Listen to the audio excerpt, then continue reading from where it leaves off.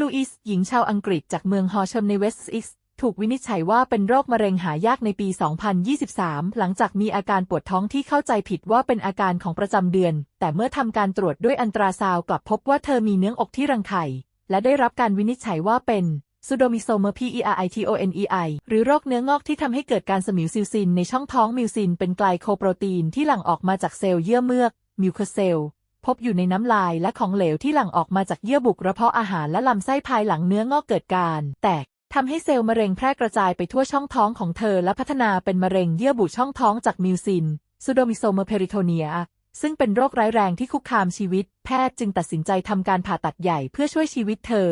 การผ่าตัดใช้เวลานานถึง 11 ชั่วโมงโดยทีมแพทย์ได้ตัดอวัยวะที่ได้รับผลกระทบออกทั้งหมด 8 ชิ้นได้แก่ม้ามถุงน้ำดีไส้ติ่งรังไข่มดลูกท่อนำไข่เนื้อเยื่อไขมันในช่องท้ององค์โอเมนเทมทั้งใหญ่และเล็กสะดือนอกจากนี้ยังมีการตัดส่วนหนึ่งของตับและขูดเนื้อเยื่อบริเวณกระบังลมและกระดูกเชิงกรานหลังการผ่าตัดแพทย์ยืนยันว่าไม่พบร่องรอยของมะเร็งในร่างกายของเธออีกและประกาศว่าเธอหายขาดจากโรคมะเร็งหลังใช้เวลาฟื้นฟูร่างกาย1 ปีเฟลูอิสกลับไปทำงานในตำแหน่งเจ้าหน้าที่ประสานงานการบินที่สนามบินแกทวิกซึ่งเธอเปิดเผยว่าแม้งานนี้ต้องใช้พลังงานมากแต่เธอยังคงหลงไหลในอุตสาหกรรมการบินนอกเหนือจากการทำงานเธอยังทุ่มเทให้กับการทำงานการกุศลโดยระดมทุนให้กับ Cancer Research UK และเข้าร่วมกิจกรรมวิ่งการกุศล Race for Life ที่สแตนแมร์พาร์คในเมืองไบรตันเฟลูอิสกล่าวว่าฉันอยากบอกทุกคนว่าแม้จะเผชิญกับเหตุการณ์ที่เปลี่ยนชีวิตแต่คุณสามารถลุกขึ้นมาเริ่มต้นใหม่ได้พร้อมอบกอดชีวิตและหาความสุขอีกครั้งเปิดภาพปัจจุบันฝาแฝดสวยที่สุดในโลกทำโซเชียลแตกเมื่อ7 ปีก่อนยังจำกันได้ไหมย้อนกลับไปในปี 2017 เอวามารีและลีอาโรสฉลองวันเกิดครบ 7 ปีด้วยการสร้างบัญชีอินสตาแกรมซึ่งได้รับความนิยมอย่างรวดเร็วและมีผู้ติดตามมากมายคนทั่วโลกต่างพากันตกตะลึงกับความงดงามที่น่าทึ่งและเสน่ห์ตามธรรมชาติของพวกเธออินสตาแกรมเป็นสิ่งที่ฉันไม่ได้ใช้มากนักก่อนที่จะเริ่มสร้างบัญชีให้กับลูกสาวทั้งสองถ้าคุณถามฉันเมื่อ6 เดือนก่อนว่า 300,000 คนติดตามถือเป็นจำนวนมากไหมฉะอันคงไม่รู้เลยข้อความนี้คือสิ่งที่แม่ของเด็กๆเคยเขียนไว้ในบล็อกโพสต์ในอดีตอย่างไรก็ดีไม่นานนักเอเจนซี่โมเดลลิ่งและแบรนด์ต่างๆก็เริ่มติดต่อเข้ามาพื้นที่ในอินสตาแกรมที่เริ่มต้นจากความเรียบง่ายกลายเป็นแพลตฟอร์มที่ทรงพลังที่เปลี่ยนแปลงชีวิตของพวกเธอไปตลอดกาลตอนนี้ฝาแฝดทั้งสองมีผู้ติดตามเกือบ3 ล้านคนบนอินสตาแกรมและ Facebook อีกทั้งยังได้ร่วมทำงานกับแบรนด์ชั้นนำระดับโลกอย่างไนกี้ดิสนีย์และทาร์เก็ตอย่างไรก็ตามเบื้องหลังความโดดเด่นนี้ครอบครัวคลีเมนต์ต้องเผชิญกับการวิจารณ์อย่างหนักจากผู้คนที่ตั้งคำถามเกี่ยวกับการตัดสินใจของพ่อแม่ที่ให้ลูกๆไล่ตามความฝันในการเป็นนางแบบตั้งแต่อายุยังน้อยแต่ผู้เป็นแม่ปกป้องการตัดสินใจของลูกอย่างมั่นคงโดยบอกว่าการเป็นนางแบบคือความฝันค่ะองค์ฝาแฝดทั้งสองไม่ใช่สิ่งที่บังคับให้พอวกเธอทำฉันไม่ได้ตัดสินใจให้ลูกสาวของฉันเริ่มต้นการเป็นนางแบบพวกเธอตัดสินใจเองและหากวันหนึ่งพวกเธออยากจะไปทำสิ่งอื่นฉันจะสนับสนุนการตัดสินใจนั้น 100%เธอย้ำว่าเธอและสา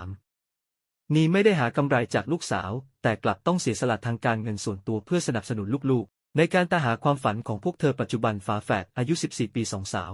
จากแคลิฟอร์เนียที่มักจะถูกเรียกว่าฝาแฝดที่สวยที่สุดในโลกได้กลายเป็นนางแบบเด็กที่ได้รับการยอมรับในระดับสากลและมีฐานแฟนคลับที่เติบโตขึ้นเรื่อยๆพร้อมทั้งเรื่องราวเบื้องหลังที่น่าหลงใหลไม่แพ้กับลุคที่เหมือนนางฟ้าของพวกเธอการเดินทางของพวกเธอจากนางแบบท้องถิ่นสู่ระดับนานาชาติเป็นหลักฐานที่แสดงถึงความขยันหมั่นเพียรเสน่ห์และการสนับสนุนที่ไม่เคยเปลี่ยนแปลงจากครอบครัวของพวกเธออีกทั้งการบาลานซ์ระหว่างอาชีพนางแบบที่ประสบความสำเร็จการศึกษาครอบครัวและการสนับสนุนกิจกรรมต่างๆทำให้เลอาและอวาพิสูจน์ให้เห็นว่าพวกเธอมีมากกว่าหน้าตาสวยๆแต่เป็นแรงบันดาลใจให้กับหลายคนแม่ชีชาวบราซิลอินาคาเนบาโรลูคัสอายุ116 ปีได้รับการยกย่องเป็นผู้หญิงที่มีอายุยืนที่สุดในโลกหลังจากการเสียชีวิตของโทมิโกะอิโตโอกะผู้หญิงชาวญี่ปุ่นที่มีอายุ116 ปี 7 เดือน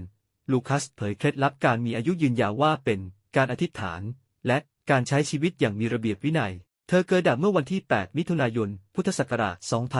2451 ในเมืองซาวฟรานซิสโกเดออาซีดประเทศบราซิลและเคยมีร่างกายอ่อนแอตั้งแต่เด็กจนถูกคาดว่าอาจไม่รอดชีวิตเกิน 7 ปีแต่กลับมีชีวิตยืนยาวจนถึงปัจจุบันอินาคาเนบาโรลูคัสซิสเตอร์อินาเข้าร่วมกับคณะนักบวชแม่ชีเทเรซาเมื่ออายุ 19 ปีและได้สอนภาษาโปรตุเกสและคณิตศาสตร์ที่โรงเรียนในริโอเดจาเนโรประเทศบราซิลในช่วงกว่าศตวรรษที่ผ่านมาเธอได้ประสบกับเหตุการณ์สำคัญเช่น ช่นสงครามโลกครั้งที่ 2และได้พบกับพระสันตะปาถึง10พระองค์ในปี 2564 ขณะที่เธออายุ 112 ปีลูคัสได้รับวัคซีนป้องกันโควิด -19 เข็มแรกทำให้เธอเป็นหนึ่งในผู้สูงอายุที่สุดที่ได้รับวัคซีนและในเดือนตุลาคม 2565 เธอติดเชื้อโควิด -19 ขณะเข้ารับการรักษาในโรงพยาบาลแต่สามารถรดฟื้นตัวได้ในเดือนพฤศจิกายน 2565 ทำให้เธอเป็นหนึ่งในผู้รอดชีวิตจากโรคนี้ที่มีอายุยืนที่สุดหลังการเสียชีวิตของแอนโตเนียดาซานตาครูซเมื่อวันที่ 23 มกราคม 2565 อินาคาเนบาโรลูคัสกลายเป็นบุคคลที่มีอายุยืนที่สุดในบราซิลและได้รับการยกย่องว่าเป็นแม่ชีที่มีอายุยืนนานที่สุดในโลกเมื่อวันที่ 17 มกราคม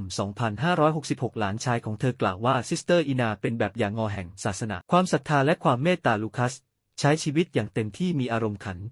และชอบพูดคุยกับแม่ชีคนอื่นๆเธอเน้นการใช้ชีวิตที่มีระเบียบวินัยและเชื่อว่าการมีชีวิตที่เป็นระเบียบคือเหตุผลสำคัญที่ทำให้เธออายุยืนในการสัมภาษณ์เธอเผยว่าหาเคล็ดลับที่ยิ่งใหญ่ที่สุดของฉันคือการอธิษฐานโดยสวดสายประคำทุกวันเพื่อทุกคนในโลกแม้ว่าแพทย์เคยบอกว่าเธอจะไม่รอดถึงวัยผู้ใหญ่แต่เธอก็สามารถมีชีวิตยืนยาวเกิน100 ปีจนกลายเป็นบุคคลที่มีอายุยืนที่สุดในโลกในครัวของทุกครอบครัวมีวัตถุดิบเครื่องปรุงและเครื่องเทศต่างๆมากมายเพื่อสร้างความหลากหลายในรสชาติของอาหารและรู้หรือไม่ว่ามีวัตถุและเครื่องเทศจากธรรมชาติ3ชนิดที่ไม่เพียงแต่เพิ่มรสชาติให้กับอาหารเท่านั้นแต่ยังส่งผลดีต่อร่างกายอีกด้วยอีกทั้งยังโดดเด่นด้วยคุณประโยชน์ในการต้านมะเร็งต้นหอมสีเขียวมีธาตุซิลิเนียมซึ่งสามารถลดปริมาณไนไตรในน้ำย่อยมีผลในการป้องกันมะเร็งกระเพาะอาหารและยังสามารถปรับปรุงภูมิคุ้มกันได้อีกด้วยอย่างไรก็ตามแพทย์เตือนว่าการกินดิบๆอาจเสี่ยงต่อการติดเชื้อแบคทีเรียดังนั้นควรเตรียมและปรุงอย่างระมัดระวังก่อนบริโภคขิงมีสารออกฤทธิ์ต้านมะเร็งเช่นจินเจอร์อีกทั้งยังมีฤทธิ์ต้านการอักเสบและต้านอนุมูลอิสระอีกอร์ด้วยดังนั้นหากร่างกายของรู้สึกเจ็บปวดหลังออกกำลังกายก็สามารถลองทานอาหารที่มีขิงมากขึ้นได้อย่างไรก็ตามเมื่อซื้อขิงก็ควรคำนึงถึงสภาพของขิงด้วยเนื่องจากการศึกษาพบว่าขิงแก่มีฤทธิ์ต้านมะเร็งได้ดีกว่าขิงอ่อนกระเทียมได้ชื่อว่าเป็นราชาแห่งการต่อต้านมะเร็งโดยเฉพาะอย่างยิ่งในกระเทียมดิบๆซึ่งประกอบด้วยอะลิซินและฟลาโวนอยด์ซึ่งสามารถป้องกันการเติบโตของเนื้องอกยับยั้งสารไนโตรซามีนที่เป็นสารก่อมะเร็งเพิ่มภูมิคุ้มกันและป้องกันมะเร็งกระเพาะอาหารและมะเร็งลำไส้ใหญ่วัตถุดิบบอทั้ง3ประเภทข้างต้นทางที่ดีไม่ควรผัดที่อุณหภูมิสูงเพราะอุณหภูมิสูงและน้ำมันร้อนอาจทำให้สูญเสียฤทธิ์ต้านมะเร็งและในขณะเดียวกันก็ทำให้เกิดควันที่มีสารโพลีไซคลิกสารประกอบอะโรมาติกไฮโดรคาร์บอนซึ่งเป็นอันตรายต่อปอดหากสัมผัสเป็นเวลานานหรือในปริมาณมากเจ้าของโต๊ะจีนกระบี่เฮงรับปีใหม่คนแก่เข้าฝันบอกเลขตัวตรงถูกรางวัลที่1รับ12 ล้านผู้สื่อข่าวรายงานจากจังหวัดกระบี่เมื่อวันที่ 2 มกราคมที่สพ.เขาพนมจังหวัดกระบี่นางจรีสุดดวงอายุ50 ปีอยู่บ้านเลขที่31หมู่8ตำบลเขาดินอำเภอเขาพนมเจ้าของธุรกิจจะรับทำอาหารจัดเลี้ยงโต๊ะจีนนำสลากกินแบ่งรัฐบาลหมายเลข730209จำนวน2ฉบับมาลงบันทึกประจำวันไว้เป็นหลักฐานหลังถูกรางวัลที่1รับเงินรางวัล12 ล้านบาทนางจารีให้ข้อมูลว่าเมื่อ4 วันก่อนตนไปบนบานกับองค์ปู่มุจรินที่วัดเฉลิมพนมเขตหรือวัดกอตงในตอเขาดินว่าหากถูกรางวัลจากสลากกินแบ่งจะมาทำบุญฝังลูกนิมิตกับทางวัดโดยคิดว่าจะทำบุญลูกนิมิต1 ลูกในราคา 10,000 บาทซึ่งครั้งแรกไม่ได้คาดหวังถึงรางวัลที่1แค่ให้ถูกรางวัลก็จะไปทำบุญกระทั่งเมื่อ3 คืนก่อนหน้านี้คนแก่เป็นผู้ชายผิวดำมาเข้าฝันมาเรียกให้ตนตื่นบอกว่าตื่นได้แล้วลูกสาวหวยออกแล้วตนก็ถามไปว่าหวยออกอะไรชายแก่ก็บอกว่า209จากนั้นตนตื่นมาตอนเช้าก็โทรศัพท์ไปสอบถามคนขายลอตเตอรี่ว่ามีเลข209หรือไม่หากมีกี่ใบตนก็เอาหมดคนขายก็บอกว่าเหลือแค่2 ใบจึงซื้อเก็บไว้กระทั่งมาถูกรางวัลดังกล่าวซึ่งถือว่าเป็นโชคดีเพราะเป็นงวดแรกของปี 68หลังจากนี้จะทำพิธีแก้บนแต่ในเบื้องต้นก็ไปจุดประทัดแก้บนไว้ก่อนแล้วในวันนี้ส่วนเงินรางวัลที่ได้จะนำไปทำอะไรต้องลองปรึกษากับครอบครัวและสามีก่อนแต่ตั้งใจว่าจะนำไปต่อยอดทำธุรกิจต่อไปทั้งนี้ผู้สื่อข่าวรายงานว่าหลังจากจุดประทัดแก้บนเสร็จก็ได้ดูเลขที่ประทัดปรากฏว่าเป็นเลข902ทั้ง2 ใบด้วย